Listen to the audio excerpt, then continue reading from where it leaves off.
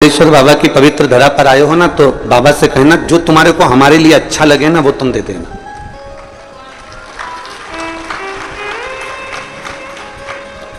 एक मैडम ने बहुत सुंदर चित्र बनवाया एक चित्रकार से,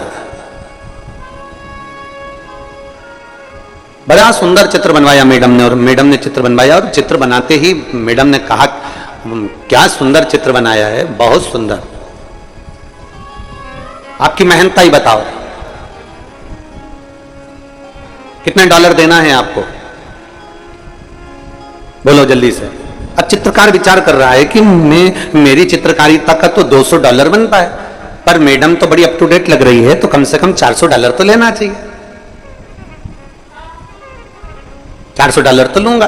फिर मन में आया कि नहीं नहीं नहीं, ये तो अच्छी पैसे वाली दिख रही है, कम से कम $800 तो लेना चाहिए। फिर उसके मन में आया कि नहीं, $1000 मांग लेता हूं। ऐसा विचार वो अंदर करता रहा। फिर आखिरी में मैडम ने फिर कहा आप बताओ आपको क्या देना है इस चित्र का। उसने सोचा कि मैं 1000 मांगने वाला हूं, परंतु अगर इसने मेरे $200 नहीं दिया तो इससे तो अच्छा है कि मैं अपने $200 मांग लूं। पर मैं $200 रहने देता हूं, पहले मैडम से कह देता हूं कि तुमको जो अच्छा लगे वो तुम मुझे दे दो। अब घबरा रहा है, अगर मैडम ने कुछ नहीं दिया तो, और 200 से भी कम दे दिया तो। फिर भी उसने कह दिया, मैडम ने पूछा बताओ तुम्हें क्या चाहिए। उसने कहा मैडम तुम्हारा मन करे ना वो तुम दे दो। मैडम खुश हो गई, क्या चित्र बनाया है तूने, कितना जोरदार बनाया है तूने। मैडम ने अपना पर्स लिया, जो पर्स हीरे से जड़ा हुआ था, रतन से जड़ा हुआ था, सोने से जड़ा हुआ था, और वो पर्स मैडम ने उसको दे दिया और देते से कहा ये पर्स तुम रख लो, इस पर्स को तुम्हारे पास रखो। उस चित्रकार ने विचार करा, मैडम बोल रही है कि बड़ा कीमती पर्स है, तुम रख लो। और चित्रकार ने मन में सोचा मेरे को तो डॉलर की जरूरत थी, पैसे की जरूरत थी, इस पर्स का करूंगा क्या, खूंटी पर टंगा रहेगा, कील पर टंगा रहेगा, ये पर्स मेरे किस काम आएगा। तो उसने सोच लिया कि मैडम तो कंजूस लग रही है, इसलिए उसने कहा मैडम आपका पर्स अपने पास में रखो, मेरे तो $200 तुम मुझको दे दो, मुझे तो मेरे $200 दे दो। मैडम ने वो पर्स लिया, खोला, और उस पर्स को खोला तो उस पर्स में $1,00,000 रखे हुए थे, उसमें से $200 मैडम ने दे दिया।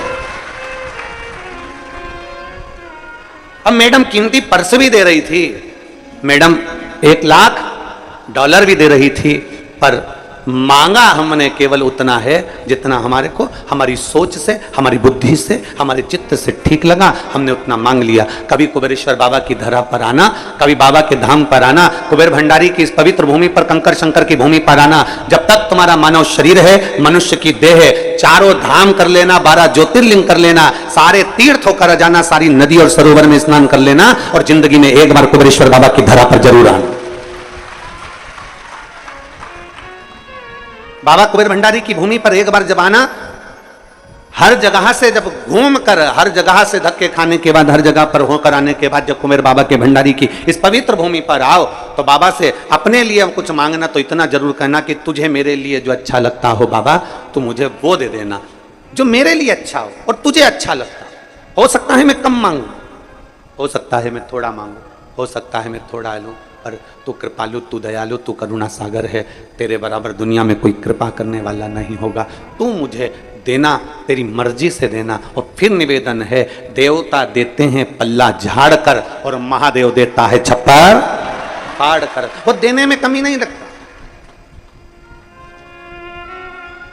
यहां एक मां बैठी है, रीमा भदौरिया, पति का नाम है गिरिराज सिंह भदौरिया। मैं जिला भिंड की रहने वाली हूँ, गांव है शुक्लपुरा, ग्वालियर में रहती हूँ। मेरा मोबाइल नंबर ये है। कहीं बैठी हैं, कहीं बैठी हो तो हाथ हिला सकती हैं। बच्चा आया है के साथ में? पहले तो जो बच्चा इनका चले गया उस बच्चे का फोटो एलईडी पर आप लोग देख सकते हैं। 15 साल का बच्चा था। आप उस बच्चे को लेकर आ जाओ, एक बेलपत्र ले। गुरुजी, 15 साल का मेरा एक बेटा, 20 जुलाई 2021 को उसका जन्मदिन था, और 27 जुलाई का दिन आया, हम ग्वालियर से अपने गांव गए, और उसने भोजन भी नहीं करा और उसके दोस्तों ने उसको बुला लिया। 15 साल का मेरा बेटा जब दोस्तों ने बुलाया, मेरा बेटा उनके साथ चले गया। सब तालाब के किनारे पर नहाने लगे, खेलने लगे। उसी बीच में मेरे बेटे का पांव फिसल गया और मेरा बेटा पानी में चला गया। 15 साल का मेरा बेटा जब पानी में चला गया, 3 घंटे तक उसको तालाब में ढूंढा गया, नहीं मिला। 4 घंटे तक ढूंढा गया, नहीं मिला। तब हम लोग हताश होकर घर आ गए। फिर घर पर वापस फोन आया कि तुम्हारा बेटा मिल गया, पर वो जीवित नहीं है, वो मर गया। मेरा 15 साल का एक बेटा चले गया, रो रो कर घर का बुरा हाल हो गया। करूं तो करूं क्या? जमीन पांव के नीचे से खसक गई, अब क्या करा जाए? तभी हमने कुबेरेश्वर बाबा के धाम में बाबा से विनती करी और टीवी के सामने बैठकर कथा श्रवण करी कि तुझे मेरा बेटा वापस देना पड़ेगा, चाहे कुछ भी हो जाए। डॉक्टरों के हिसाब से मुझे अब संतान नहीं हो सकती थी, डॉक्टरों के हिसाब से मुझे औलाद नहीं हो सकती थी, पर मैंने टीवी के सामने अपने पति के साथ बैठकर जब कथा का रसपान किया, बाबा को 1 लोटा जल चढ़ाना प्रारंभ करा, मंदिर में सफाई करना प्रारंभ करा, मंदिर के बेलपत्र लाकर नंदी के पास बैठकर खाना प्रारंभ करा। और डॉक्टरों ने कह दिया तब तुम्हें औलाद नहीं होगी, पर मेरे बाबा ने मुझे पुनः फिर एक बेटा दिया, उसका नाम मैंने शिवांश रखा है। पुनः उस बेटे का फोटो लगा रही है और वो बेटे को लेकर भी आ रही है। मेरे बेटे का नाम मैंने शिवांश रखा है। 15 साल का मेरा पुत्र चले गया। डॉक्टर के हिसाब से मैं मां नहीं बन सकती, डॉक्टर के हिसाब से मुझे औलाद नहीं हो सकती, पर एक भरोसा उसके भीतर जागृत था, एक विश्वास उसके भीतर जागृत था, एक भगवान के चरणों के प्रति विश्वास उसके भीतर जागृत था। और वो भरोसा, वो विश्वास उसका इतना बढ़ गया था कि मेरे देवाधिदेव महादेव को सुनना। बस एक निवेदन, बाबा के धाम में आओ, तुम अपनी मर्जी से जो मांगना है वो तो मांगो, तुम्हारी मर्जी है, पर मेरे बाबा से इतना जरूर कहना कि मैं जो मांगूंगा हो सकता है उसमें कमी रह जाए, पर मेरे शंभु इतनी कृपा जरूर करना कि मेरे हित के लिए तुझे जो अच्छा लगे वो मुझे इतना दे देना कि बस मेरे ऊपर। और शंभु शरणे पड़े मांगू घड़ी रे घड़ी, दुख काटो दया करी दर्शन आपको। शंभु शरणे पड़े मांगू घड़ी रे घड़ी, दुख काटो दया करी दर्शन आपको। जो तेरी कृपा हो, जो तेरी उदारता हो, जो तेरी करुणा हो, ऐसी दया, ऐसी करुणा, ऐसी उदारता तेरी बनी रहे। हम थोड़ा मांगते हैं, वो देना बहुत चाहता है। हम थोड़ा पाना चाहते हैं, वो देना बहुत चाहता है। हम थोड़ा लेना चाहते हैं, वो देना बहुत चाहता है। अब आपके ऊपर निर्भर करता है कि आप कुबेर भंडारी के दरवाजे पर आए हो तो आप बाबा से क्या कहना चाहते हो। आप कुबेर भंडारी के दरवाजे पर आए हो तो आप बाबा से क्या विनती करना चाहते हो।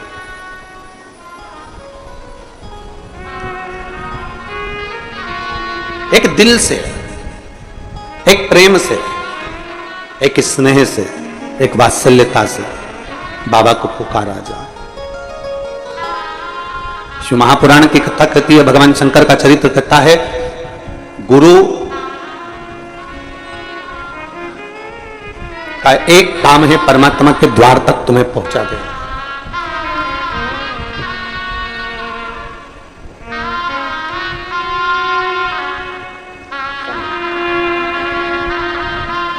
शंभु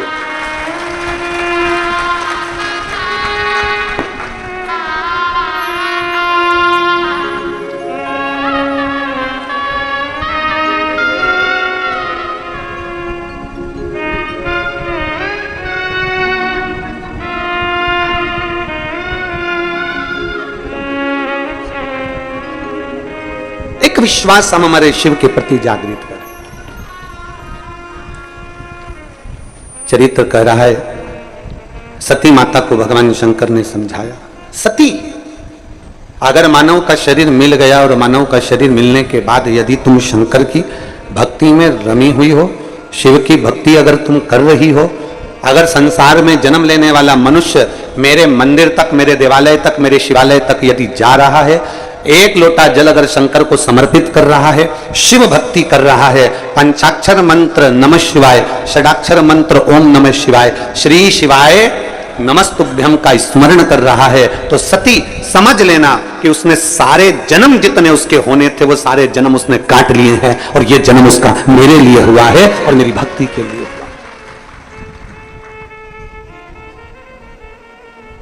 ये जन्म उसका केवल एक शिव भक्ति के लिए हुआ।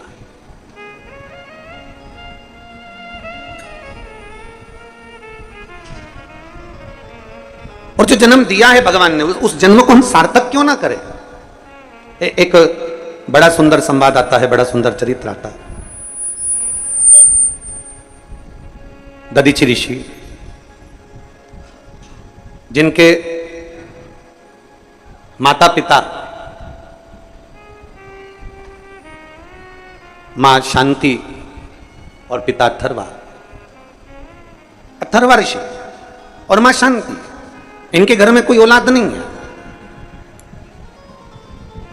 इनके घर में कोई संतान नहीं है, और दोनों के घर में जब औलाद नहीं, संतान नहीं, दोनों शिव भक्ति में रमे हुए हैं।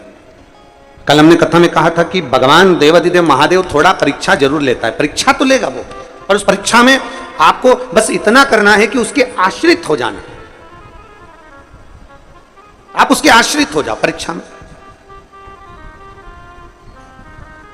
आप जितने उसके आश्रित हो जाओगे वो संभाल लेगा, फिर आपको भटकने नहीं देगा, फिर आपको इधर उधर डोलने नहीं देगा।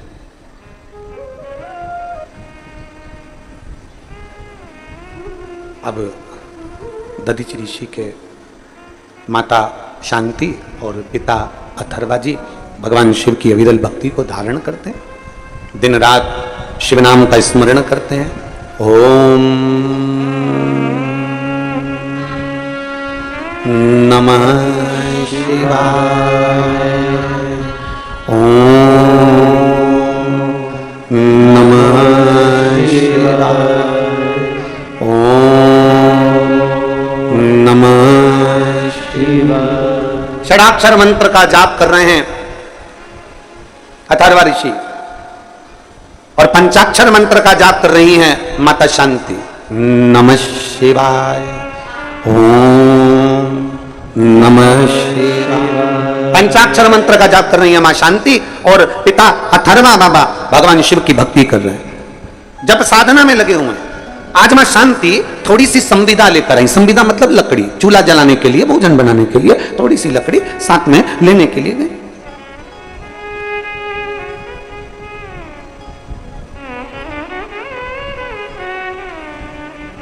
अब थोड़ी सी लकड़ी जब लेने के लिए गई, और लकड़ी लेने के लिए जब जाती हैं वन में, जंगल में, और लकड़ी बीन कर जब लेकर आ रही थी, बस लाते लाते लाते लाते लाते लाते माता शांति एक राह में पड़े हुए एक पत्थर से थोड़ी सी ठोकर लग जाती है, और ठोकर लगी और मां शांति उस जगह पर थोड़ा सा गिर गई। गिरी, थोड़ी देर बैठ गई, बैठा तो देखा कि एक गोल सा पत्थर पड़ा हुआ है, और बड़ा सुंदर पाषाण है, बड़ा सुंदर पत्थर है, बड़ा सुंदर कंकर है। माता शांति ने उसी समय उस पत्थर को अपने उस हाथ से उसको हिलाकर, उसको उठाकर अपनी पल्लू में उसको रख लिया, और उस पत्थर को लेकर, उस कंकर को लेकर माता शांति अपने पति अथर्वा जी के पास में आई।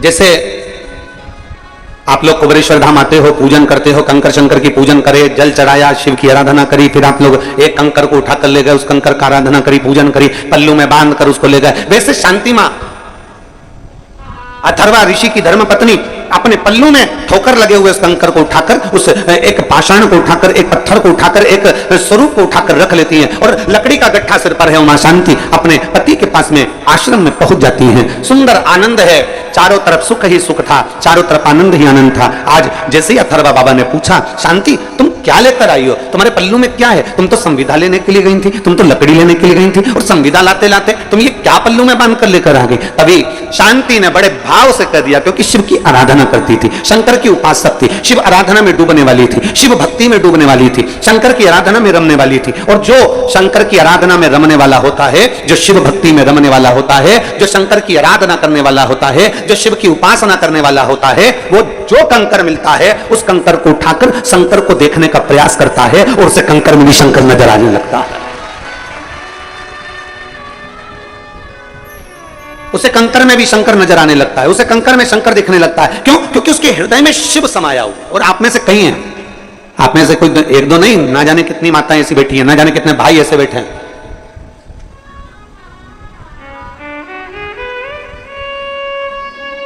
आप में से कई माताएं, कई भाई ऐसे बैठे हैं जो कुबेरेश्वर बाबा की पवित्र भूमि पर बैठते हैं, एक कंकर उठाते हैं, पूजन करते हैं, पूजन करके उसको हाथ में लेकर बहुत देर तक देखते रहते हैं कि इसमें शंकर तो मुझे नजर आए, मुझे शिव तो दिख जाए। और सत्यता तो यही है, नीला चश्मा लगाओगे तो सब नीले दिखेंगे, पीला लगाओगे पीले दिखेंगे। जब दिल में शिव बैठा होगा ना तो कंकर में भी शिव ही नजर आना प्रारंभ हो जाता है। ये निश्चित शिव ही दिखता है। तो वो कहते हैं ना, अरे मैं हूं प्रेम रोगी, मेरी दवा तो कराओ, जाओ जाओ जाओ किसी वेद को बुलाओ, मैं हूं प्रेम रोगी। जो शिव की भक्ति का डूबा हुआ रोगी होता है, शंकर की भक्ति में डूबा रहता है, राम की भक्ति में डूबा रहता है, कृष्ण की भक्ति में डूबा रहता है, जो परमात्मा की भक्ति में डूबा रहता है, शिव भक्ति में जो रमा रहता है, उसको चारों तरफ शिव नजर आते हैं, उसको चारों तरफ भगवान देवाधिदेव महादेव नजर आते हैं, उसको चारों तरफ शंकर नजर आते हैं। हर एक में वो शिव को देखता है, हर एक में वो शंकर को देखता है, सब में शिव को नजर आता है।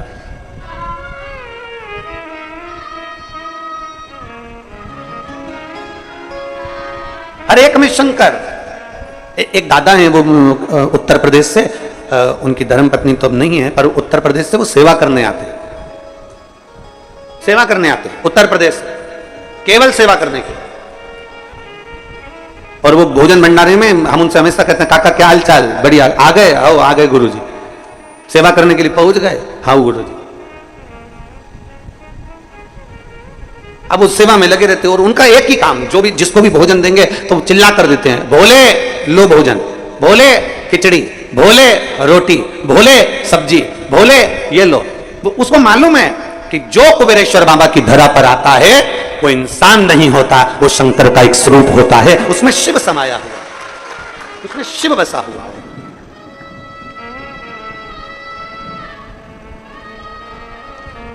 जो आया वो शिव का एक स्वरूप। और तेरी कृपा बिना ना हिले एक भी अणु, लेते हैं श्वास तेरी कृपा से तनु तनु। बखान क्या करूं मैं राखों के ढेर का, चपटी भभूत में खजाना कुबेर का। हे गंगाधार मुक्ति द्वार ओंकार तू, भोले ओंकार तू। आयो शरण तिहार शंभु तार तार। जिसके भीतर समाया, जिसके भीतर शंकर विराजमान है, उसको शिव नजर। एक पत्र है,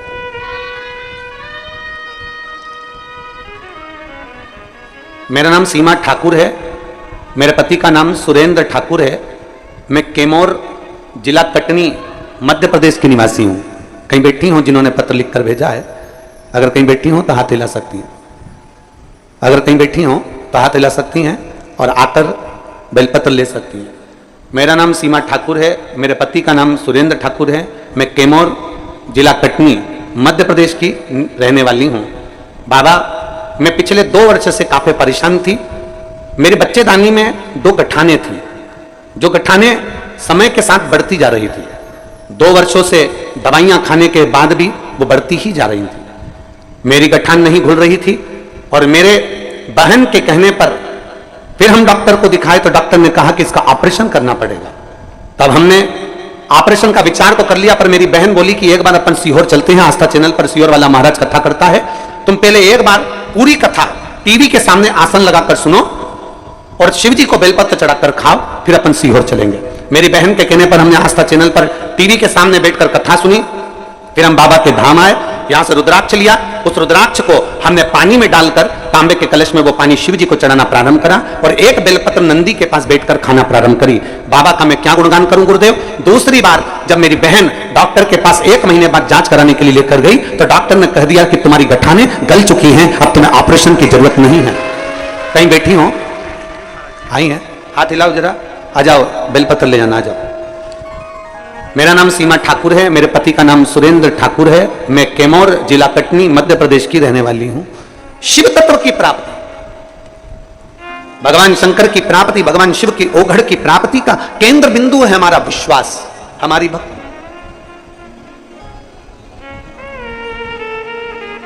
और बोल बम का नारा है, जम के जरा जम के बोले, बोल बम का नारा है। आप उसके आश्रित हो जाओ। मेहनत आपको करना है, कर्म आपको करना है, संघर्ष आपको करना है, मंदिर तक आपको जाना है, लोटा भर के जल भी आपको चढ़ाना है। सियोर वाला महाराज चढ़ाने के लिए नहीं आएगा तुम्हारे लिए। हमारे बेलपत्र खाने से अगर तुम्हारा रोग ठीक हो जाए तो हम खा ले लो, पर ऐसा नहीं। हाथ में खुदाल चली है तो हमको ही खुजाना है, खांसी आई तो हमको ही खांसना है, छींक आई हमको ही छींकना है, तो दुख आया तो मंदिर भी हमको ही जाना, कौन दूसरा जाए।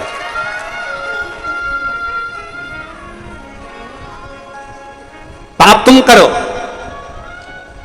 और भोगे कोई दूसरा, हो सकता है। अरे बोलो तो जम के नहीं।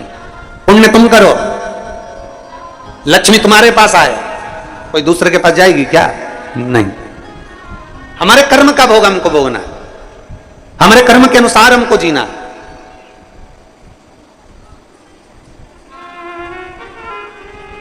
कोई गुरु जी तुमसे कह देना तू चिंता मत कर, मैं बैठा हूं ना, मैं तेरे लिए सब कर दूंगा, तू जा तेरे घर पे, तू तो आराम से चादर तान और सो। गुरु जी कह दे तुम चिंता मत करो, मैं बैठा हूं, मैं कर दूंगा, सब कर दूंगा, मैं सब कर दूंगा मैं। अरे भाई, कबीरा बाबा कहते हैं कि गुरु की करनी गुरु भरेगा और चेला की करनी चेला, उड़ जाएगा हंस अकेला। गुरु अपने कर्म को भोगेगा, चेला अपने कर्म को भोगेगा।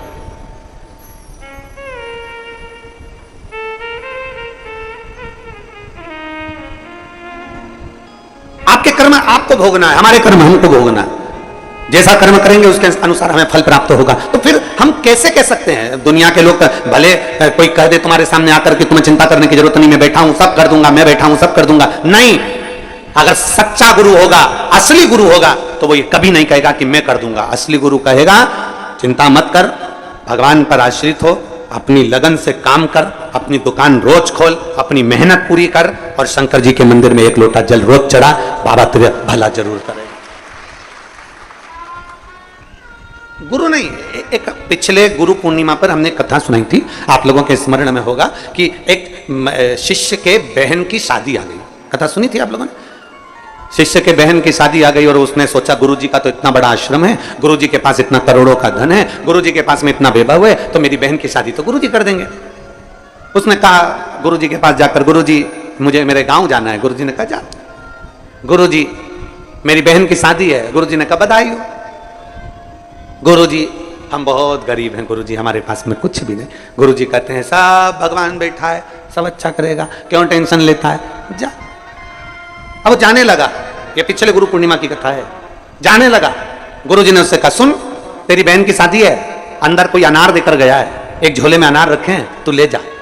तेरी बहन की शादी में अनार लेकर चले जा। अब अनार रखे थे और अनार लेकर चला तो मन में कोसता कोसता गया, काय का गुरुजी, इतना बड़ा आश्रम, इतना बड़ा वैभव, इतना बड़ा धन, इतनी दौलत, इतनी सत्ता, तो भी गुरुजी ने बताओ केवल अनार ही दिया। इतना बड़ा गुरुजी था, थोड़ा बहुत तो दे देता तो मेरी बहन की शादी हो जाती। और गुरुजी ने दिया तो केवल अनार। के पिछले गुरु पूर्णिमा का चरित्र है।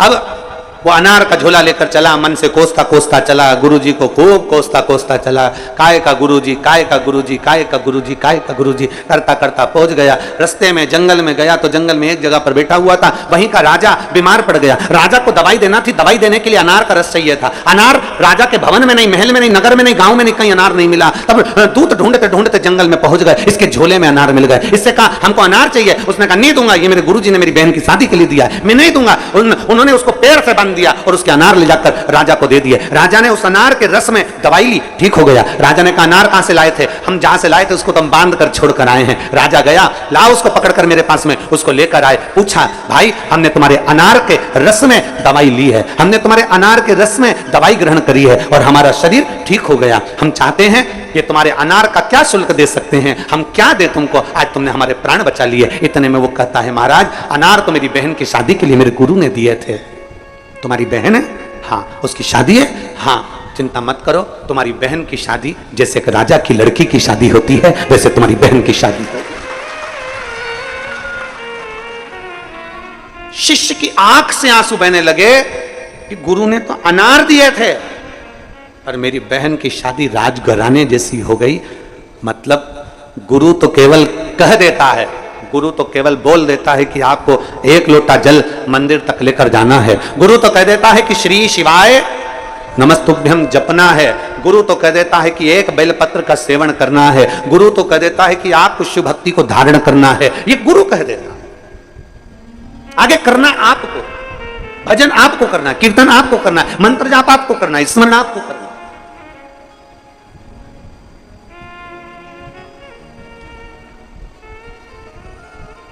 और भोले मैं तेरी पतंग, शंभू मैं तेरी पतंग, हवा बिच उड़ती जावांगी, बाबा डोर हल्को छड़ी ना मैं कटी जाऊंगी।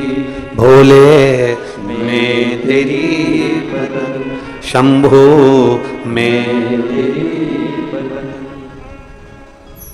जो कट गई ना शंभू तो मैं लुटी जावांगी, जो कटी गई ना शंभू तो मैं लुटी जाऊंगी। बाबा जब तक मेरी डोरी आपके हाथ में है तब तक मैं आकाश में लहरा रही हूं, खो ऊपर जा रही हूं, पर बाबा अगर तूने छोड़ दिया, मैं कट गई तो दुनिया के लोग मुझे लूट लेंगे, फिर मैं ना जाने किसके हाथ में जाऊंगी, इसलिए अपने हाथ में,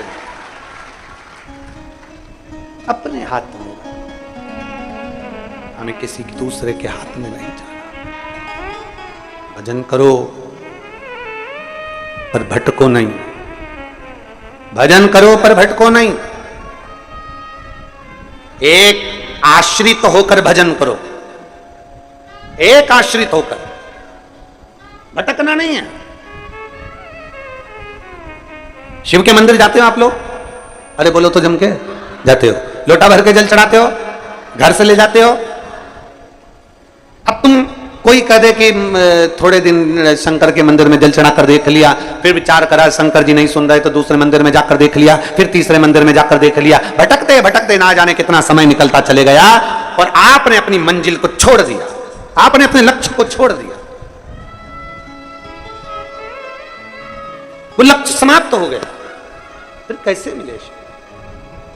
तेरे मंदिर में आना मेरा काम है और मेरी बिगड़ी बनाना।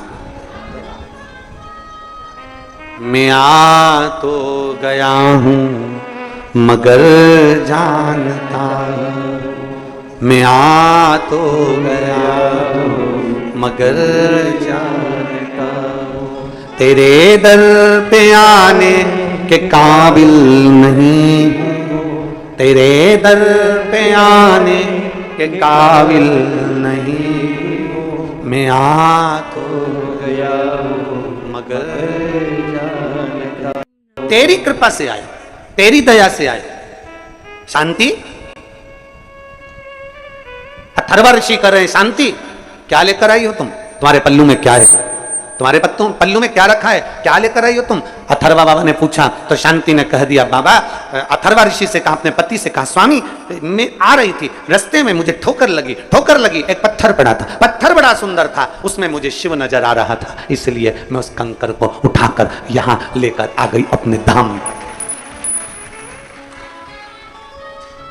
तुझ में रब दिखता है यारा में, अरे बोलो तो यारा में क्या करो, हर एक में शिव दिखता। कई कई माताएं तो ऐसी हैं, कई कई भाई बंधु ऐसे हैं, कई कई बेटियां, कई कई बेटे ऐसे हैं कि वो गली में से अपने मोहल्ले में, नगर में, अपने गांव में, अपने शहर में, अपने कॉलोनी में जहां रहते हैं तो मोहल्ले में जहां निकल कर जाते हैं ना तो कभी कभी उनको ऐसा महसूस होता है कि जैसे सीहोर वाला महाराज की कथा टीवी पे चल रही है। कभी कभी उनको ऐसा महसूस होता है, चलते चलते गाड़ी से जा रहे हैं, सब्जी ले रही है बाहर खड़े होकर बाहर, और सुबह के टाइम पे कथा नहीं आती, टीवी पर हमारी कथा नहीं आती सुबह, पर ऐसा महसूस होता है कि सब्जी लेते लेते महाराज की कथा। सब्जी वाला पूछ रहा है आलू कितने दूं, आधा किलो तोल दे, टमाटर 250 ग्राम दे दे। पर ऐसा लग रहा है कहीं से सियोर वाला महाराज कथा कर रहा है, उसके शब्द कानों में सुन रहे हैं, दिख रहा है, पढ़ रहा है, समझ आ रहा है। मतलब तुम्हारे अंदर शिव तत्व इतना भर गया, तुम्हारे अंदर शंकर जी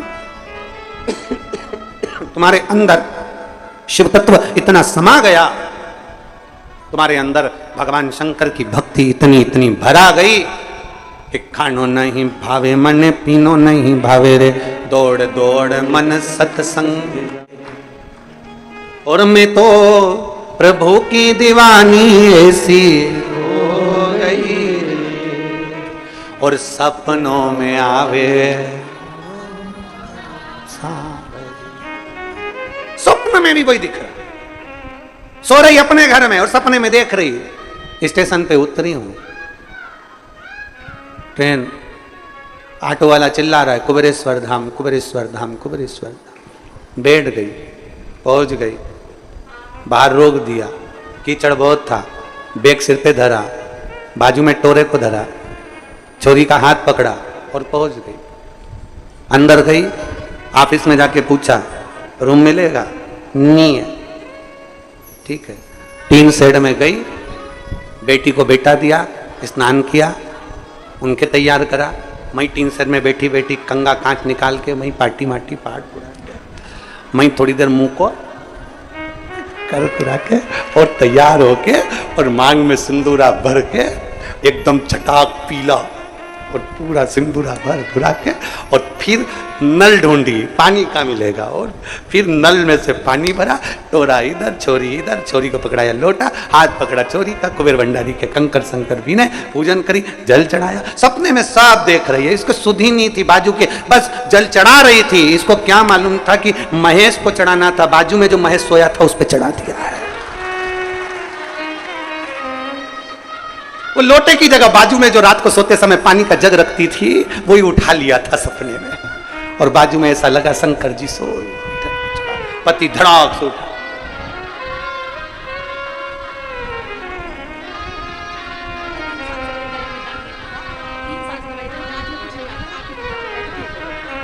कह रही हैं गठान तो थी पर गले में भी तकलीफ हो गई थी, पर बाबा की कृपा से अब पूर्ण तरह से स्वस्थ हैं। शिव कृपा।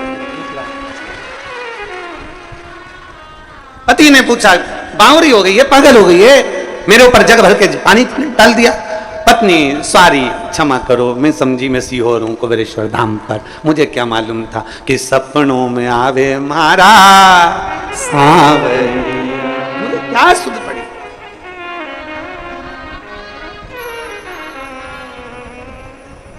कभी कभी तो लोग घर चले जाते हैं ना, तो घर पर जाने के बाद सीहोर में जो कुबेरेश्वर बाबा की खिचड़ी खाकर जाते हैं ना, बाबा की जो खिचड़ी प्रसाद बनता है, तो वो खिचड़ी जब खाकर जाते हैं तो उनको घर पर याद आती है कि सीहोर जैसी खिचड़ी बनाना है, सीहोर जैसी खिचड़ी बनाना है, कुबेरेश्वर बाबा जैसी खिचड़ी बनाना है। अब वो पत्नी से कह भी देता है कि देखो वो सीहोर में बनी थी ना, ऐसी पतरी पतरी खिचड़ी वैसी बना।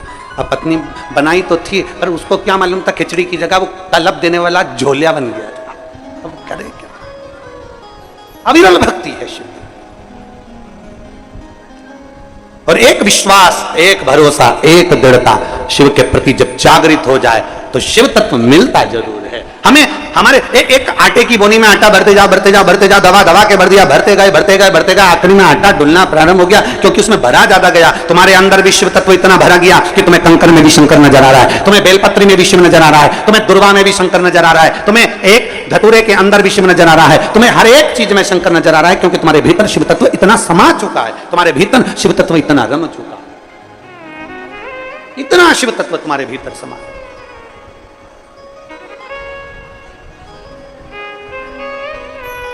और महाराज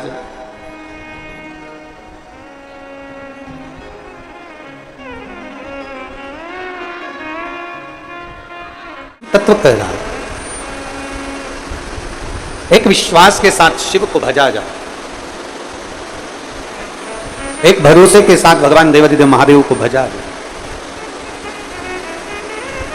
और जब हम भगवान शंकर को, भगवान शिव ओघड़दानी को, त्रिकालदर्शी, कैलाशी, अविनाशी को भजते हैं तो निश्चितता है वो हमारे सम्मुख में होता है, निश्चित। बोल बम का नारा है एक निश्चितता।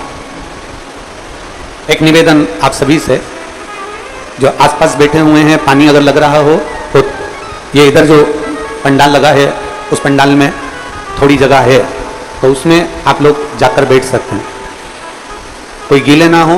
पंडाल बड़े बड़े लगाए गए हैं, बड़े आराम से आप लोग बैठें और भगवान देवादिदेव महादेव का आनंद, कथा का रस पाने को। हर हर महादेव। भगवान शिव की कथा कर रही है, ओघड़दानी का संवाद कर रही है। भगवान शिव स्वयं माता सती को समझा रहे हैं। भगवान देवादिदेव महादेव स्वयं माता सती को उपदेश दे रहे हैं और सती से कह रहे हैं, सती जो मेरा हो गया, सती एक बार मेरे धाम तक पहुंच जाए, एक बार मेरे शिवालय तक पहुंच जाए, एक बार मेरे दरवाजे तक पहुंचने वाला फिर मृत्यु लोक में बार बार जन्म नहीं लेता, पुनरपि जननम पुनरपि मरणम के प्रपंच से दूर हो जाए। जन्म और मृत्यु के प्रपंच से वो दूर हो जाता है।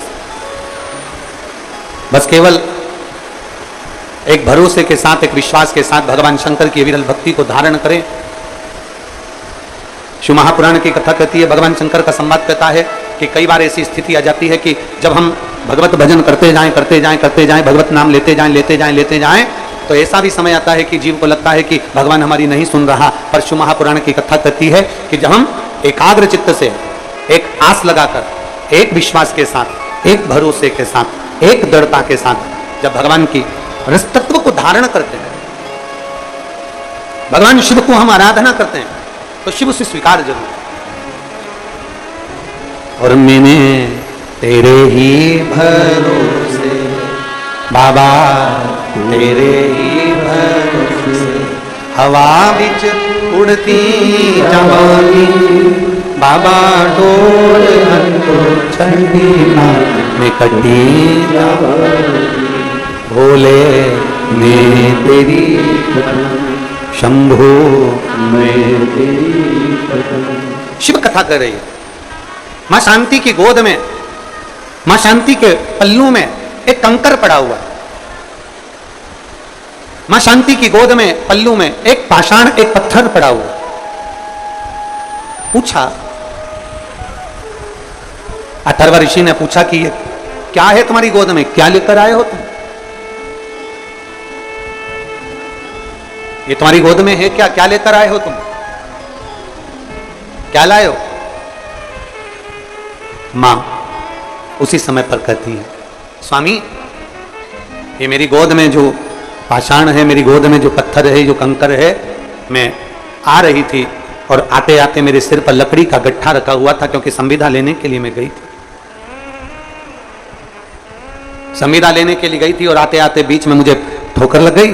उस ठोकर ने, जो पत्थर से मुझे ठोकर लगी थी, उस पत्थर को, उस कंकर को मैंने जब देखा तो उसमें मुझे शिव तत्व नजर आया, मुझे शंकर नजर आया, मुझे शिव दिख रहा।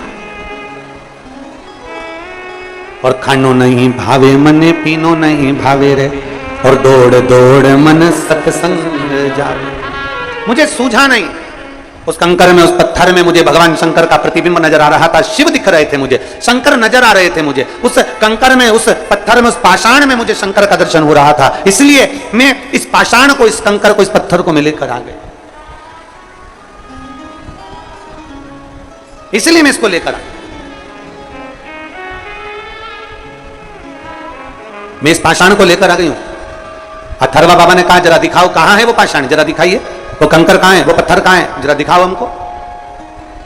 अब देखिए, बहुत सावधानी से कथा का स्मरण करिएगा। गुरु महादेव शिव महापुराण की कथा चल रही है, बहुत सावधानी से सुनिएगा, ध्यान दीजिएगा इस पर। आपको तो कंकर में शंकर दिख रहा है, पर कोई तुमसे कहे कि कहां दिख रहा है, जरा मुझे बताओ, कहां दिख रहा है कंकर में शंकर, जरा मुझे दिखाओ। और कोई तुमसे कहे तो आपसे निवेदन है कि आप किसी को कंकर में शंकर दिखाने का प्रयास मत करना। आपके लिए महादेव कंकर में शंकर बनकर आ जाता है, दूसरों के लिए नहीं आ सकता। भाई शिव कथा कहती है, भगवान शंकर का चरित्र कथा है, नेत्र भी तो वैसे चाहिए देखने के लिए। आप देख सकते हो। एक निवेदन, जिन लोगों को गीला है तो आप लोगों से निवेदन है, उधर के पंडाल में सूखा है, आप लोग उधर जाकर बैठते जाए।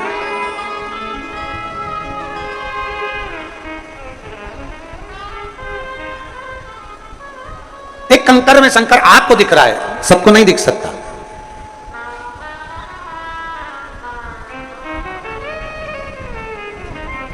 आप में से कई माताएं ऐसी हैं और कई भाई ऐसे बैठे हुए हैं, कई जीजियां मेरी, कई जीजा ऐसे बैठे हुए हैं कि वो जब शिव जी का पूजन करने के लिए मंदिर में लोटा भर के जल चढ़ाने के लिए जाते हैं, भगवान शंकर के मंदिर में जब वो पहुंचते हैं और शिव जी को एक लोटा जल चढ़ाने के लिए जब जाते हैं तो कई बार जल चढ़ाते चढ़ाते भी उनको शंकर का प्रतिबिंब नजर आता है।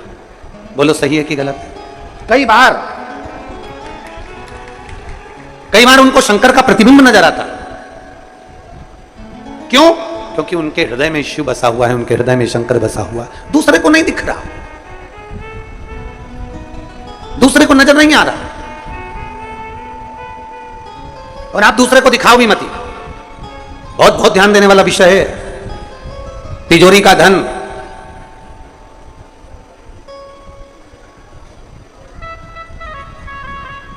तिजोरी का धन और दिल में रखा हुआ मेरा महादेव हर किसी को दिखाने का नहीं होता।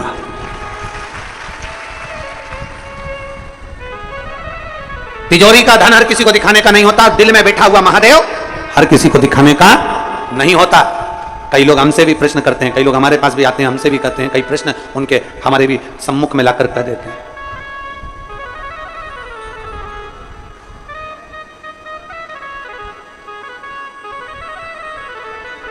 कई लोगों के मन में भाव,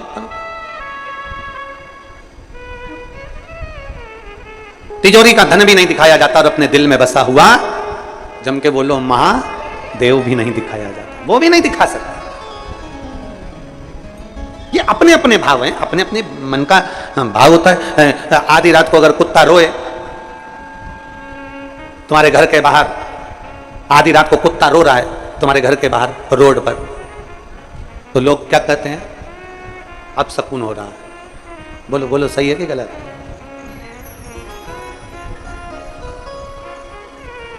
कोई कुत्ता रात्रि को रो रहा है, आधी रात को कुत्ता रो रहा है और आप क्या सोच रहे हो? अब सकून हो रहा है।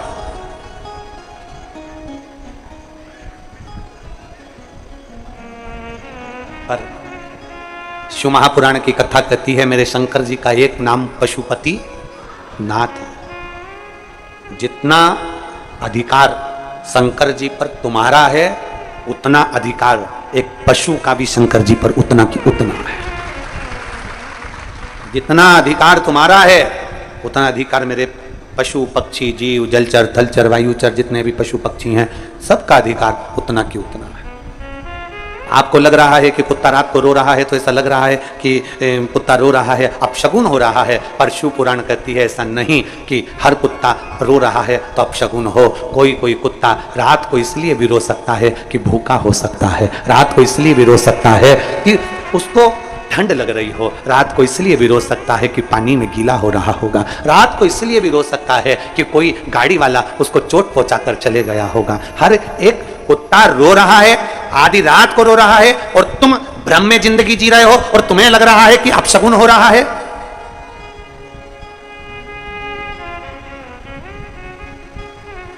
कई लोग कहते कुत्ता हमारे दरवाजे पर आकर रात को रोता है अपशगुन है। हम कहते नहीं, जानो उसको तकलीफ क्या है, उसको कष्ट क्या है, उसको प्रॉब्लम क्या है।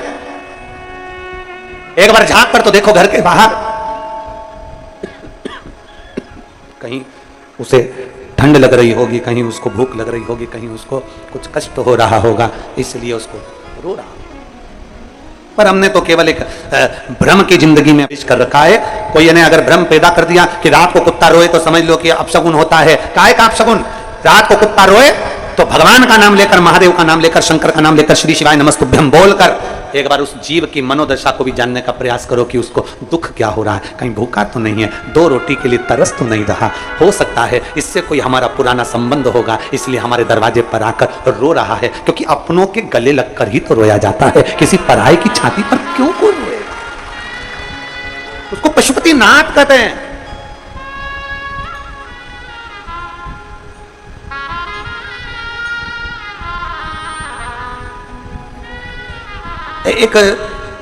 एक शंकर जी के शिवलिंग पर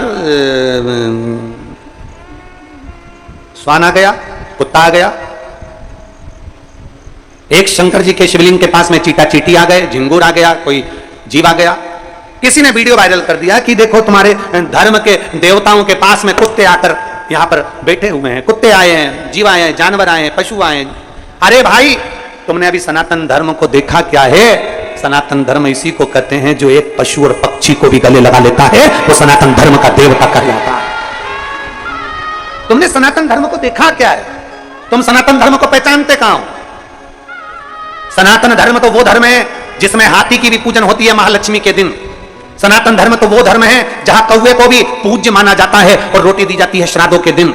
सनातन धर्म तो वो धर्म है जहां कुत्ते को भी रोटी दी जाती है श्राद्ध पक्ष में। सनातन धर्म तो वो धर्म है जहां पीपल के पेड़ के नीचे भी चूरा डालकर चींटियों का भंडारा कर दिया जाता है। सनातन धर्म तो वो धर्म है जहां वृक्षों की पूजन होती है। सनातन धर्म तो वो धर्म है जहां नदियों की पूजन होती है। सनातन धर्म तो वो धर्म है जहां कंकर और शंकर की पूजन होती है। सनातन धर्म तो वो धर्म है जहां बावड़ी और तालाब की भी पूजन होती है। सनातन धर्म तो वो धर्म है जहां घर घर में बहन और बेटी को भी पूजा जाता है। सनातन धर्म तो वो धर्म है जहां बड़ों का आदर किया जाता है। उस धर्म में हम पैदा हुए हैं, उस धर्म में हमारा जन्म। उसको पहचानो, उसको जानो। शांति, तुम क्या लेकर आई हो? शांति, तुम क्या लाई हो? शांति ने कहा, मेरे पल्लू में जिस पत्थर से मुझे ठोकर लगी उस पत्थर को मिले।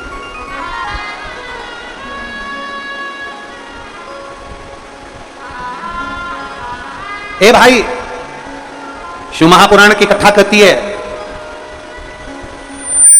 चारों वेद नहीं पढ़ सकते मत पढ़ो। चारों वेदों का ज्ञान नहीं ले सकते मत लो। चार वेद नहीं पढ़ सकते मत पढ़ो। चार वेदों का ज्ञान नहीं ले सकते मत लो। पर चार चीजें अपनी जिंदगी में धारण कर लो। पहली समझदारी, दूसरी जवाबदारी, तीसरी वफादारी और चौथी ईमानदारी अगर है तो चारों वेदों का सार तुम्हारे पास में है। चार वेद नहीं पढ़ सकते कोई बात नहीं, चार वेद का ज्ञान नहीं ले सकते कोई बात नहीं, पर चार चीजें अपनी जिंदगी में उतार लो तो चार वेद के बराबर है। पहले नंबर पर समझदारी रखिए, दूसरे नंबर पर जवाबदारी रखिए, तीसरे नंबर पर वफादारी रखिए और चौथे नंबर पर ईमानदारी रखिए, तो चारों वेदों का सार तत्व पूर्ण हो जाता है।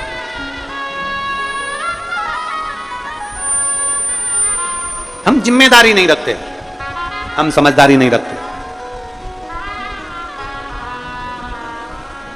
कोई आता है कह देता है शंकर जी पे जल मत चढ़ाओ, हम संकोच में पड़ जाते हैं, चढ़ाऊं कि नहीं चढ़ाऊं, पूजन करूं कि नहीं करूं। किसी ने कह दिया शिव जी पे चढ़ा हुआ जल मत पियो, टेंशन हो गया, पीऊं कि नहीं पीऊं।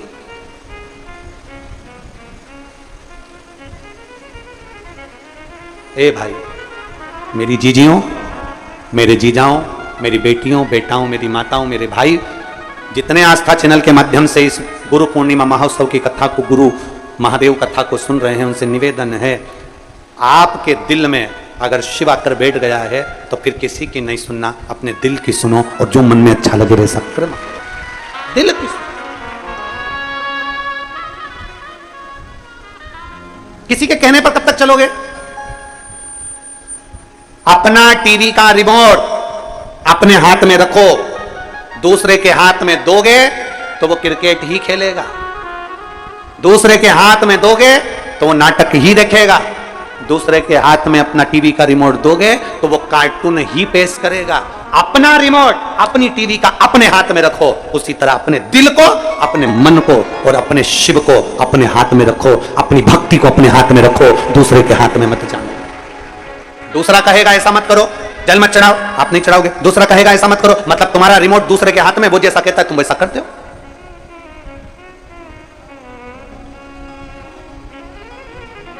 अपना रिमोट अपने हाथ में रखो। वो कहते हैं मैं चाहे ये करूं, जरा बोलना, जरा जम के बोलो जरा, मैं चाहे ये करूं, मैं चाहे वो करूं, मेरी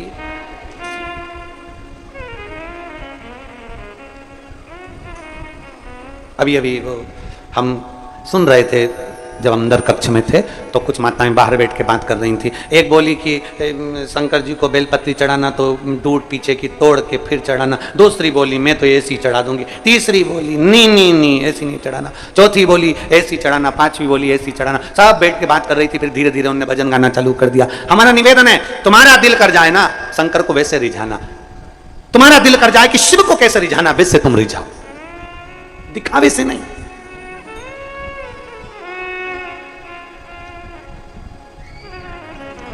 तुम्हारा मन करे वैसा जाए।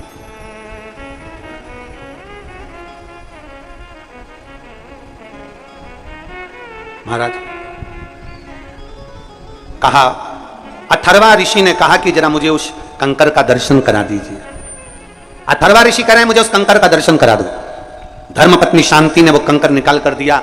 अवस्था 3 निकल चुकी थी पर संतान नहीं थी।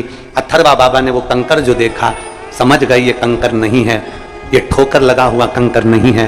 मेरी पत्नी 3 दिन से आंसू बहा रही है कि अपने घर में औलाद नहीं है।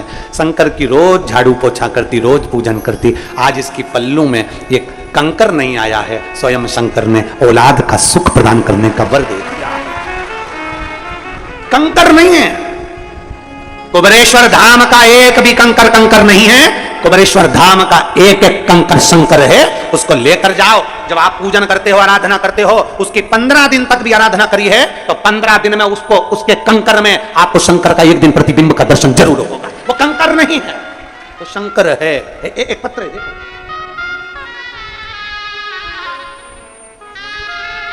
मेरा नाम आशा विश्वकर्मा है। मैं मंडीदीप की रहने वाली हूं, जिला रायसेन। कहीं बैठी हैं आशा जी? कहीं बैठी हो तो हाथ हिला सकती हैं। मेरा नाम आशा विश्वकर्मा है।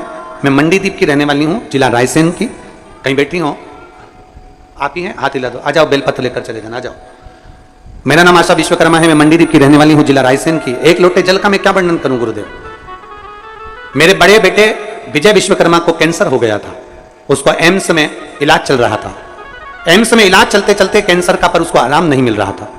हमने डॉक्टर से भी बात करी पर डॉक्टर ने कहा कि इसकी कोई जवाबदारी नहीं है। अब करे तो करे क्या। एम्स में इलाज चलते चलते समय निकलता गया। हम लोगों ने इंदौर में ही मकान किराए से ले लिया और उसका इलाज कराते रहे पर वो ठीक नहीं हुआ। कई समय निकल गया गुरुदेव। तभी एक मेहमान मिलने के लिए आए और उन्होंने कहा कि डॉक्टर के हिसाब से तो ये ठीक होने वाला नहीं है और इतने महीने हो गए और महीनों से तुम इंदौर में पड़े हुए हो, अब क्या करें। तो उसने कहा एक बार परिवार के किसी सदस्य को कुबेरेश्वर धाम भेजो, वहां से रुद्राक्ष मंगवा लो, वो रुद्राक्ष को पानी में गलाकर उस बच्चे को देना प्रारंभ करो। हमने डॉक्टर से पहले बात करी कि हम क्या रुद्राक्ष का जल दे सकते हैं, तो डॉक्टर ने कहा क्योंकि ये बच्चा तो पूर्ण तरह से ऐसा हो गया है तो आप चाहो तो दे सकते हो। हमने बच्चे का इंदौर में इलाज कराते रहे और रुद्राक्ष का जल देना प्रारंभ करा। आज बाबा को मैं धन्यवाद देने के लिए आई हूं कि मेरा बेटा पूर्ण तरह से ठीक हो गया। मैं बाबा को धन्यवाद देने के लिए।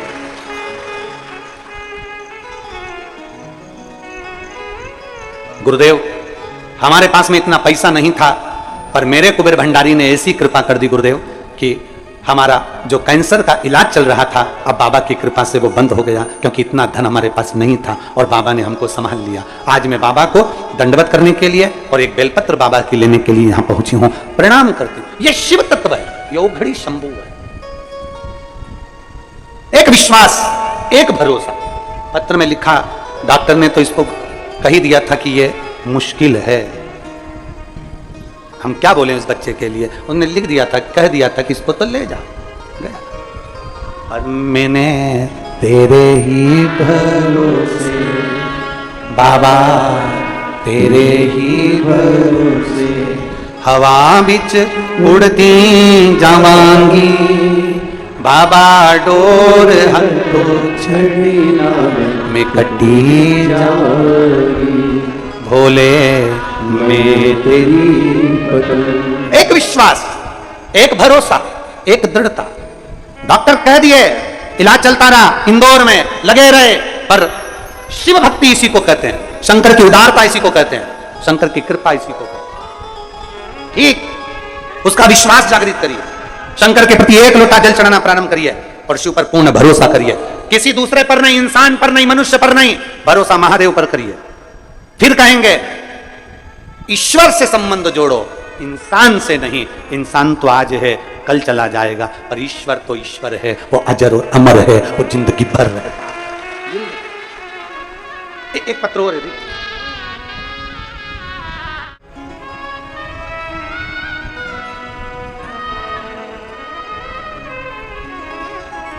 महाराज।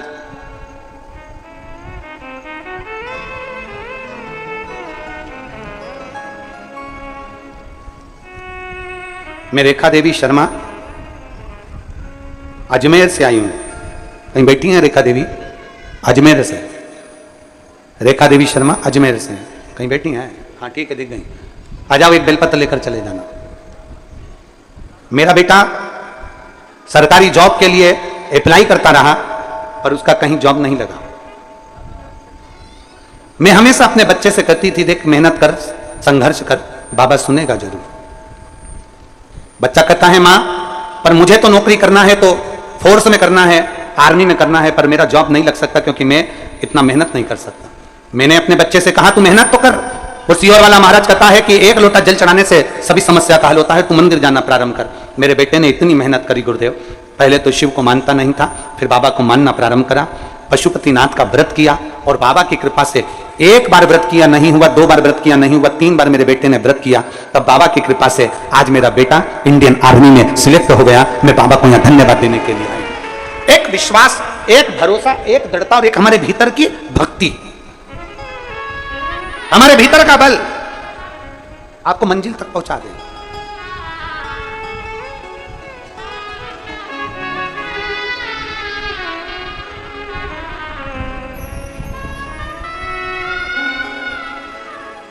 और जब हमारे भीतर का विश्वास जागृत होगा तो शिव क्यों ना तेरी गोदी में,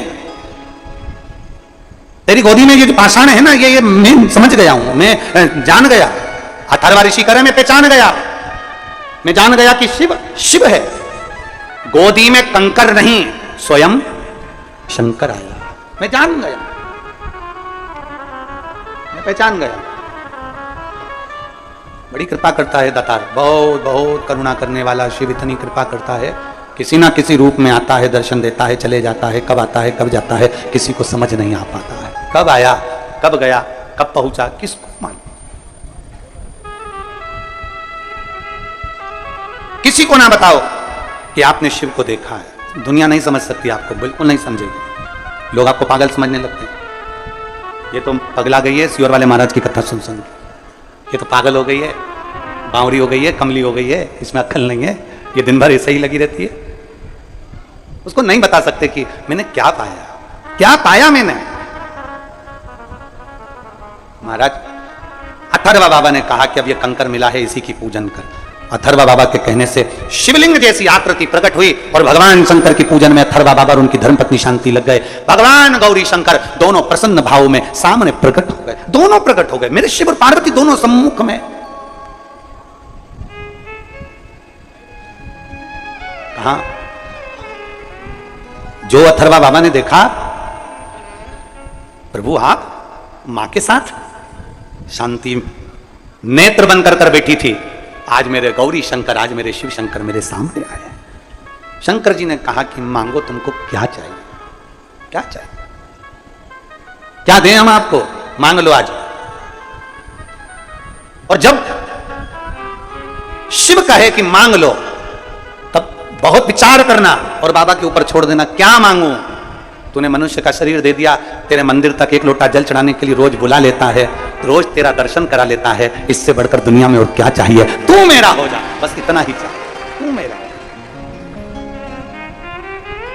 और शंभु शरणे घड़ी मांगू घड़ी रे, दुख काटो दया करी एक विश्वास अपने भीतर जागृत करिए, शिव तत्व की ओर जागृत करिए, शंकर जी की ओर जागृत करिए। मांगो तुम्हें क्या चाहिए? मुझे कुछ नहीं चाहिए। फिर भी मांगो क्या चाहिए? तब अथर्व बाबा ने कहा मुझे पुत्र चाहिए, एक बेटा चाहिए, बस एक पुत्र, और ऐसा पुत्र चाहिए जो जनमानस के कल्याण की बात करे। एक पुत्र चाहिए जो संपूर्ण विश्व के कल्याण की बात करे। एक पुत्र चाहिए जो संपूर्ण जगत का उद्धार कर दे, केवल मनुष्य का नहीं, केवल पशु पक्षी का नहीं, देवताओं का भी कल्याण कर दे। ऐसा पुत्र चाहिए, ऐसी संतान चाहिए।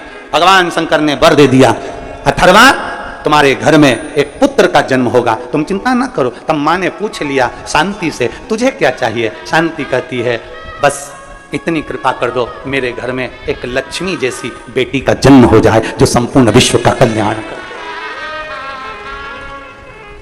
पिता बेटा मांग रहा है, पत्नी बोलो तो जमके बेटी मांग रही है।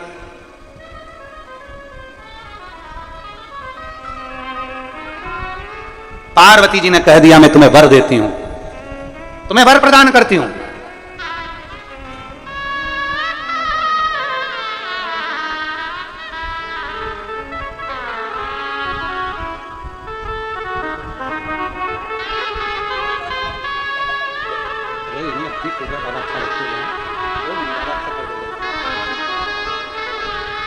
इतना अच्छा करा है ना तो और भी अच्छा।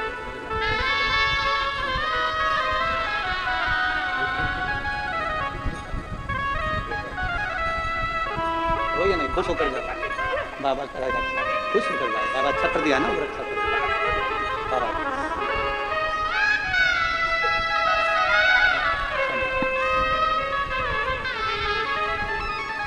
शंभो मांगू घड़ी दुख काटो दया दर्शन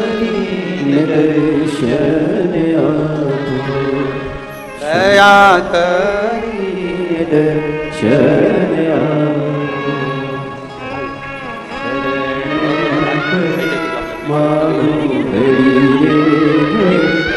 दुख काटो दया करी दर्शन दया करी दर्शन।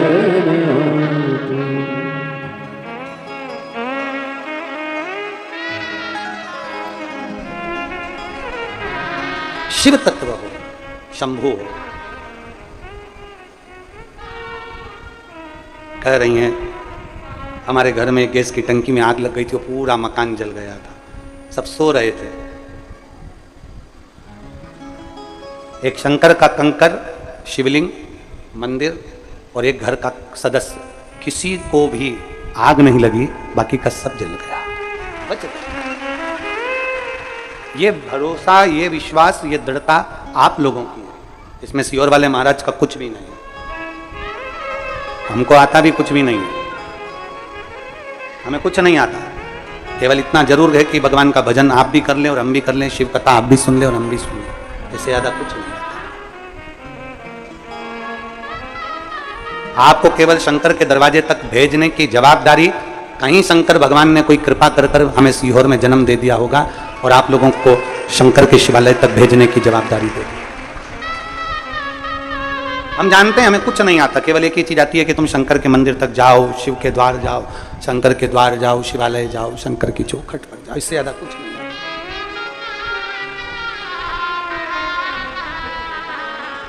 और आता भी क्या, बस केवल आपको वहां तक भेज दिया, बहुत। अथर्वा बाबा ने अपनी धर्मपत्नी के साथ शिव की आराधना करना प्रारंभ कर दी, और जो आराधना करी शिव जी ने वर दे दिया, पुत्र होगा, ऐसा पुत्र होगा जो देवताओं का भी हित करने वाला होगा। मां ने कह दिया शांति, तुम्हारे गर्भ से बेटी होगी, तुम्हारे गोद में एक कन्या खेलेगी जो लक्ष्मी का ही स्वरूप होगी। बेटे का नाम जब जन्मा दधीची ऋषि हो गए, और मां का नाम, जो बेटी जन्मी उसका नाम दधिमती माता हो गया। दधिमती दादिच्य ब्राह्मण, दायमा ब्राह्मणों की जो कुल देवी हैं दधिमती माता, दधीची ऋषि की बहन है। जितने दादिच्य ब्राह्मण हैं, जितने दायमा ब्राह्मण हैं, जितने दादिच्य ब्राह्मण हैं, उनकी बुद्धि में यह बैठना चाहिए कि आपकी कुल देवी कोई साधारण नहीं, दधिमती माता है जो संपूर्ण विश्व का कल्याण करने वाली माता है, संपूर्ण विश्व का कल्याण करने वाली। दधीची ऋषि की बहन, मां शांति के गोद में प्रकट होने वाली, मां शांति के गोद में खेलने वाली, अथर्वा बाबा की पुत्री कहलाने वाली, वो साधारण नहीं है। यहां शास्त्र कहता है जिस समय पर इंद्र अपनी सभा में बैठे हुए थे, अपने राज सिंहासन पर इंद्र बैठे हुए हैं और गुरु बृहस्पति का आगमन हो जाता है। गुरु बृहस्पति राजस्थान में दधिमती माता का मंदिर है, शायद नागौर जिले के अंतर्गत होना चाहिए जहां तक स्मरण में आए, है नागौर में है। यहाँ दधिमती माता का मंदिर नागौर के अंतर्गत ही आता, दधिमती माता का मंदिर।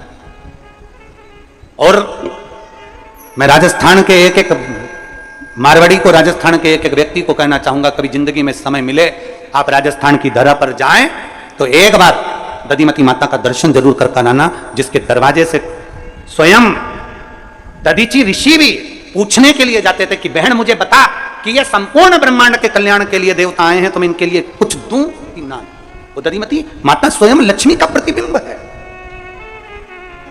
और मैं दादिच्य ब्राह्मण को, दायमा ब्राह्मणों को धन्यवाद देता हूं, आपके चरणों को साधुवाद देता हूं कि आपकी कुलदेवी दधिमती माता, आपकी कुलदेवी।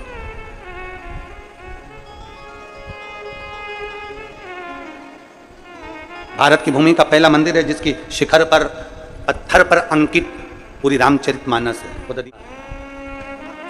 रामचरितमानस पूरे शिखर पर अंकित है दधिमती माता।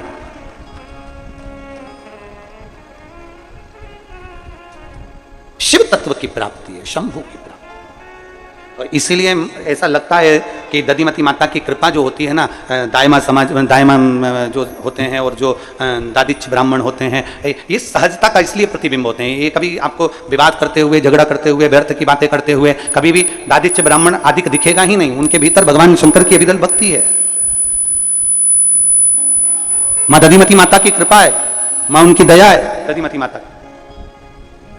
अब समय आया, इंद्र अपने सिंहासन पर बैठे हुए हैं, इंद्र अपनी सत्ता में बैठे हुए हैं, और इंद्र सिंहासन पर बैठे और सामने बृहस्पति बाबा का आगमन हो गया। और इंद्र अप्सराओं के नृत्य में इतने खोए हुए थे, अप्सराओं के नृत्य में इतने ज्यादा खो गए थे कि वो अपने गुरु को नहीं देख पाए। गुरु का अपमान हो गया, गुरु को देख नहीं पाए। जरूरी नहीं कि आप गुरु जी को बहुत लड्डू दो, पेड़ा दो, गुलाब जामुन दो, इमरती दो, भजिया दो, पकोड़ा दो, पूड़ी दो, सब्जी दो, या कपड़े दो, या वस्त्र दो, या आभूषण दो, या गुरु जी को आप बहुत सारी गाड़ी बंगला दो। ये जरूरी नहीं है। अगर सच्चा गुरु है तो उसको कुछ दो चाहे मत दो, पर इतना जरूर करो कि जब गुरु तुम्हारे नजदीक में आए तो एक क्षण के लिए उसके पास जाकर खड़े जरूर हो जाओ। उतना बहुत है, उतना बहुत। जरूरी नहीं कि आप गुरु जी को लड्डू देंगे तो गुरु जी प्रसन्न होंगे, गुरु जी को गाड़ी दोगे तो प्रसन्न होंगे, बंगला दोगे तो प्रसन्न होंगे, ठाट दोगे तो प्रसन्न होंगे, बहुत सारा वैभव दोगे तो प्रसन्न होंगे। नहीं, जरूरी नहीं।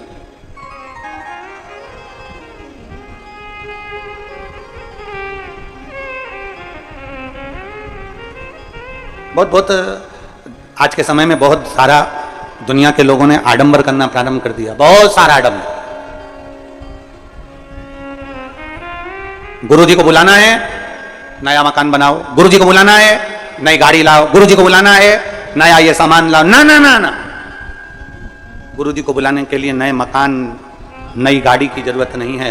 गुरु जी को बुलाने के लिए अपने दिल को नया कर लीजिए, अपने हृदय को नूतन बना लीजिए, और निर्मल मन सो मोही। आप क्या बुला रहे हो, क्या ला? केवल मन को पवित्र बनाने का प्रयास करो। धन से कभी गुरु नहीं आता। असली गुरु कभी धन का भूखा नहीं होगा, असली गुरु कभी सत्ता का भूखा नहीं होगा, असली गुरु कभी वैभव का भूखा नहीं होगा। असली गुरु तुम्हारे धन के बल पर नहीं आएगा, असली गुरु तुम्हारे वैभव के बल पर नहीं आएगा, असली गुरु तुम्हारे सत्ता के बल पर नहीं आएगा। असली गुरु के लिए तुम करोड़ों की दौलत सामने रख दो तो भी नहीं आएगा। असली गुरु होगा तो वो एक गरीब बड़े के घर भी चले जाएगा, और असली गुरु होगा तो एक अमीर के घर भी पहुंच जाएगा। उसमें भेद नहीं है। असली गुरु को तुम्हारे वैभव, धन और सत्ता की जरूरत नहीं पड़ती। असली गुरु तो एक साधारण से साधारण व्यक्ति के दरवाजे पर भी पहुंचने को तैयार हो जाता है। असली है तो, और नकली है ना तो तुम वैभव दीजिए, धन दीजिए, संपदा दीजिए, सत्ता दीजिए, गाड़ी बंगला बहुत लगा दीजिए, तब गुरु तुम्हारे यहां पहुंच जाए। ना ना ना, असली असली होता है।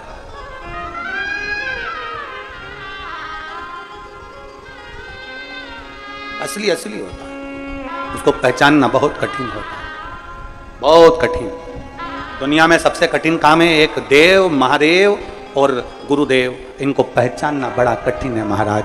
देवताओं को जानना कठिन है, महादेव को पहचानना कठिन है, गुरुदेव को जानना कठिन है। ये क्या क्या है वो, उसको पहचानो। रामकृष्ण परमहंस जी को नहीं पहचाने, स्वामी विवेकानंद जी को नहीं पहचाने, चैतन्य महाप्रभु जी को नहीं पहचाने, संत तुकाराम जी को नहीं पहचाने, मीराबाई को नहीं पहचाने, कर्माबाई को नहीं पहचाने, रविदास जी महाराज जी को नहीं पहचाने, कबीरदास जी महाराज जी को नहीं पहचाने। किसको पहचाना दुनिया के लोगों ने? जब वो चले गए तब दुनिया के लोगों को याद आया कि कोई गुरु था, वो चले गया, कोई गुरु था, वो बहुत बहुत देकर चला गया, तब स्मरण में आया कि गुरु गुरु था, दे दिया और प्रदान कर दिया। बृहस्पति बाबा आए, गुरु को धन भले मत दो, गुरु को वैभव भले मत दो, गुरु को सिंहासन भले मत दो, पर कम से कम खड़े तो हो जाओ, आदर तो दे दो, सम्मान के शब्द तो बोल दो, हर हर महादेव तो बोल दो। जरूरी नहीं कि गुरु से आप अपने मन की बात करो ना, गुरु दिख भी जाए ना बहुत दूर से, तो दूर से खड़े होकर एक बार श्री शिवाय नमस्तुभ्यम हर हर महादेव बोल बम का नारा है, बस एक बार मुख से उसके सम्मुख में जय घोष भी निकल गया तो गुरु जी का सिंहासन के बराबर हो गया। गुरु को सिंहासन की भूख नहीं है, गुरु को वैभव की भूख नहीं। खड़े भी हो गए तो बहुत है। मैं हमारे सीहोर के विधायक माननीय सुरेश जी राय जी की एक बात आप लोगों को कहना चाहूंगा। उनके यहाँ वैभव की कोई कमी नहीं, उनके यहाँ धन की कोई कमी नहीं, पैसे की कोई कमी नहीं, पर सालों से हम देखते आ रहे हैं कि जिस मंच पर या जिस उनके घर पर भी जाएं या मंच पर भी जाएं या कोई कार्यक्रम में जाएं और वो देख लें, भले कितने भी बड़े मंच पर बैठे हों, और अगर वो देख लेते हैं तो पहले सबसे पहले खड़े हो जाते हैं कि महाराज आ रहे हैं तो अपने को खड़े हो। ये एक श्रेष्ठता में वर्णन करूंगा, साधुता है आपको बहुत साधु। धन अपना, वैभव अपना, सत्ता अपनी, पर नम्रता अपने भीतर होना चाहिए। और हम आपको भी धन्यवाद देंगे, जब जब व्यासपीठ के करीब में प्रणाम करने के लिए हम आते हैं तो आप लोगों को भी हमने देखा है कि आप लोग जैसे ही व्यासपीठ के करीब में आते हैं वैसे ही आप लोग, आपसे कोई नहीं कहता कि खड़े हो, फिर भी आप लोग खड़े हो जाते हैं। ये साधुता, ये आपका स्नेह, और केवल हमारे प्रति नहीं, प्रत्येक गुरु के प्रति, प्रत्येक सदगुरु के प्रति आपका ये स्नेह होना चाहिए। धन वैभव से कभी गुरु को नहीं खरीदा जा सकता, बस गुरु को दिल से, हृदय से, भाव से। कहा बृहस्पति बाबा का अपमान हो गया क्योंकि इंद्रदेव खड़े नहीं हुए, प्रणाम नहीं करा, नमन नहीं करा, बृहस्पति बाबा चले गए। बृहस्पति बाबा गए तो इंद्र को लगा कि गए तो जाने दो, अपने को क्या करना, अपने को क्या मतलब। गुरु का अपमान हो गया और एक बार भी नमन नहीं किया, गुरु का अपमान हो गया एक बार प्रणाम नहीं किया, गुरु का अपमान हो गया एक बार पूछा नहीं कि गुरुजी आपको नाराजगी क्या। बृहस्पति बाबा तो चले गए पर इंद्र ने प्रणाम नहीं करा, पूछा नहीं, नमन नहीं करा, इंद्र बारंबार नमन नहीं करा, और इंद्र ने एक चालाकी और कर ली कि इंद्र ने कोई दूसरा गुरु कर लिया जिसका नाम विश्वरूपा जी था। विश्वरूपा जी को गुरु बना लिया। अब इनको लगा कि बृहस्पति बाबा गए तो जाने तो अपन दूसरा गुरु कर लेते ना, गुरु एक और एक ही रहना चाहिए, गुरु एक और वो एक ही रहना चाहिए। गुरु नहीं बदला जाता। जब गुरु दीक्षा दी जाती है, हमारे यहां भी हमारे बच्चे लोग पूछते हैं आपने किसी से गुरु मंत्र तो नहीं लिया है? पहले गुरु मंत्र लिया है तो मंत्र ना लीजिए, दीक्षा ना लीजिए। आप ले चुके हो, भले बाल्य अवस्था में दी, पर गुरु मंत्र आपके पास में है तो क्यों लेना।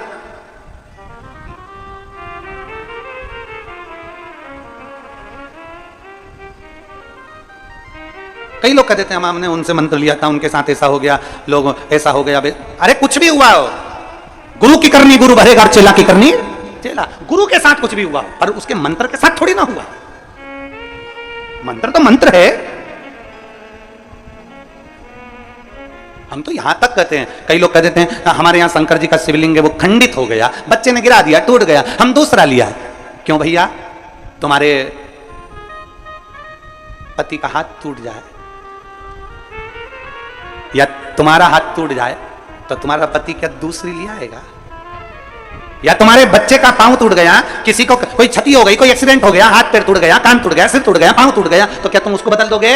नहीं, बेटा नहीं बदला जाता, परिवार का सदस्य नहीं बदला जाता। तो फिर घर का मंदिर में शिवलिंग टूट गया, खंडित हो गया, पहले तो ये मान लेना सब देवता की मूर्ति खंडित हो सकती है पर शंकर का शिवलिंग कभी खंडित नहीं होता, वह अखंड है, वह अखंड है। अगर उसका भगवान शंकर का शिवलिंग अगर खंडित भी हो जाता, 2 टुकड़े हो गए, 4 टुकड़े हो गए, 5 टुकड़े हो गए, 6 टुकड़े हो गए, 1000 टुकड़े हो गए तो वह हजारों पूजाते हैं, 4 टुकड़े हो गए तो 4 पूजाते हैं, 25 टुकड़े हो गए तो 25 पूजाते हैं, 100 टुकड़े हो गए तो 100 पूजाते हैं। शंकर का शिवलिंग कभी खंडित नहीं माना गया, वो अखंड है, वो खंडित नहीं कहलाता, वो अखंड है, उसके टुकड़े होने के बाद किसी महाराज से मत पूछो कि मेरे यहाँ शिवलिंग के टुकड़े हो गए तो मैं विसर्जन कर दूं, खंडित हो गए ना। शंकर का शिवलिंग कभी खंडित नहीं होता, वो अखंड है। एक था तो एकांतेश्वर था, ज्यादा टुकड़े हो गए सहस्त्रेश्वर महादेव हो गए। सहस्त्रेश्वर बहुत सारे शिवलिंग हो गए, बहुत उसकी कृपा है, बढ़ गए। तुम नहीं बढ़ा रहे थे वंश तो उसने बढ़ा दिया, उसने कहा मैं बढ़ गया ले। हम उसको छोटा क्यों ना समझें, हम क्यों छोटा समझ रहे हैं उसको समझें। एक कथा हमने पहले सुनाई थी नागपुर की। नागपुर के एक हमारे पल्लोड़ जजमान थे, उन्होंने राज्य में कथा कराई थी और हमने एक कथा पहले सुना चुके हैं। उनके यहाँ चोर घुस गया घर में, चोर घुस गया तो चांदी के भगवान के बर्तन भी ले गया, उसको लगा ये भगवान लड्डू गोपाल की मूर्ति सोने की है तो वो उसको भी ले गया। बाहर निकला, चांदी के बर्तन को पीट पीट के देख लिया चांदी के, तो उसने मूर्ति को भी पीट के देख लिया सोने की है कि नहीं। उसने देखा सोने की तो है ही नहीं, तो वापिस पटक गया वापिस। अब भगवान का जो चेहरा था पूरा पत्थर से दुचा हुआ था, प्लेन हो चुका था। अब जजमान पल्लोड़ जी के यहाँ से भाभी जी बोली कि गुरु जी हमारे यहाँ चोरी हो गई थी और भगवान का मुख विग्रह सारा की सारा पत्थर से धोचा गया है, अब हम दूसरे ठाकुर जी ब्रज से ले लें। हमने कहा क्यों ले लें, तुम्हारे घर के बच्चे को कुछ हो जाता तो क्या बच्चा बदल देते? चेहरा हुआ है ना, हाथ से आंख बनाओ, नाक बनाओ, भगवान की होठ बनाओ और उस चेहरे पर ही भगवान का इतना सुंदर श्रृंगार करो कि भगवान को भी लगे कि मेरे को इन्होंने संवारा, बदला नहीं है, मुझे अपने पास। क्यों बदलें, क्यों? बृहस्पति बाबा को छोड़कर विश्वरूपा जी को गुरु बना लिया। विश्वरूपा जी के 3 मुख थे, अभी तक तो जो गुरु था वो अच्छा ही था, अब मालूम पड़े दूसरा मिला तो और उस्ताद ही मिला। ले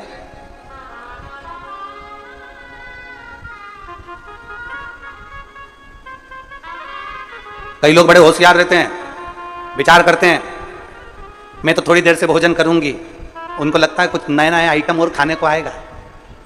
मैं तो थोड़ी देर से और भोजन करूंगी, उनको लगता है शादी में बहुत सुंदर सुंदर आइटम और बढ़ जाएगा, 2-4 स्टॉल और चालू हो जाएंगे। इंतजार करते करते मालूम पड़े जब खाने जाती है तो पानी पतासे का पानी मिलता है, पतासा तो गायब भी हो जाता है। और पतासा मिल भी गया तो आलू नहीं मिलेगा, और आलू मिल भी गया तो पानी नहीं मिलेगा। चम्मक लड्डू वाले के पास जाएगी तो चम्मक मिलेगा, लड्डू गायब रहेगा। क्या मतलब? जो मिला समय पर वो श्रेष्ठ मिला, जो घर मिला बहुत अच्छा मिला, परिवार मिला बहुत अच्छा मिला, भगवान ने काया दी बहुत अच्छी दी, भगवान 2 रोटी दे रहा है बहुत अच्छा दे रहा है। दूसरे को देखकर मत सोचना कि उसके पास करोड़ों का धन है तो हमको मिल जाना चाहिए ना। भगवान जो दिया वो कम ना दिया। इंद्र ने दूसरा गुरु बना लिया, उसके 3 मुख थे, इंद्र से भाग लेता था, असुरों को देता था। क्रोध आ गया इंद्र को, उन्होंने तलवार उठाकर 3 सिरों को काट दिया। ब्राह्मण हत्या माथे चढ़ गई, ब्राह्मण हत्या माथे चढ़ गई। और ब्राह्मण हत्या जब माथे चढ़ी, इंद्र ने सोचा क्या करूं, एक कमल की डंडी के अंदर इंद्र जाकर छुप गए। नारद जी ने कहा कब तक छुपे रहोगे, ब्राह्मण हत्या तो पीछा छोड़ने वाली नहीं है, एक काम करो इस ब्राह्मण हत्या को 4 जगह पर बांट दो। पहला, पृथ्वी को ब्राह्मण हत्या का भाग दिया तो पृथ्वी का बंजर भाग ब्राह्मण हत्या का भाग है। पृथ्वी पर जो वृक्ष लगते हैं, वृक्ष में जो गोंद लगती है वो ब्राह्मण हत्या का अंश है। इसलिए भगवान के प्रसाद में गोंद नहीं डलती, क्योंकि उसमें ब्राह्मण हत्या का अंश रहता है। गोंद के लड्डू का भोग भगवान को नहीं लगता, क्योंकि उसमें ब्राह्मण हत्या का अंश रहता है। दूसरा भाग दिया जल को, जल के ऊपर जो फेन रहता है वो ब्राह्मण हत्या का अंश है। तीसरा भाग दिया अग्नि को, अग्नि की जो ऊपर नीली लपट रहती है वो ब्राह्मण हत्या का अंश है। चौथा भाग दिया स्त्री को, स्त्री का रजस्वला होना ब्राह्मण हत्या का अंश है। 4 स्थान पर बांट दिया। इंद्र वापिस सिंहासन पर जाने लगे।